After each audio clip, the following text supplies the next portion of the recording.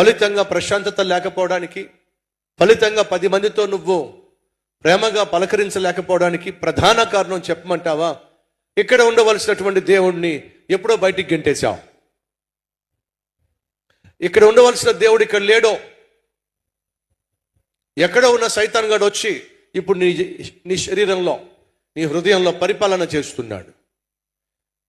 ఇక్కడ సైతాన్ ఉన్నట్లయితే నీ కళ్ళల్లో కామం ఉంటుంది, నీ తలంపుల్లో పాపం ఉంటుంది, నీ దేహంలో అపవిత్రత ఉంటుంది, నీ మాటల్లో బూతులు ఉంటాయి.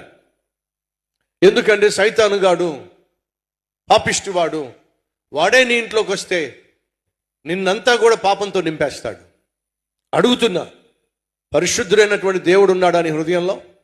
పాపిష్టుడైనటువంటి సైతాను ఉన్నాడా? ఇది మనం సెటిల్ చేసుకోవాలి.